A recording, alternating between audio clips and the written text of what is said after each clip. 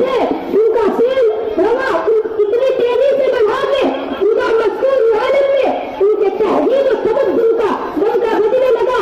جو تعلیم و تہذیب میں پچھلی صفوں میں تھے وہ ایمان بن گئے. انہوں نے یہ ثابت کر دیا کہ قرآن کا یہ اعلان اپنی جگہ درست تھا.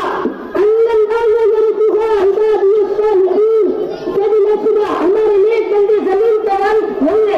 مسلمانوں کی عروج کی داستانیں اتنی دلچسپ حوصلہ افزا اور روح پرور ہے کہ آج بھی ان کو پڑھ کر نور کے کھڑے ہو جاتے ہیں.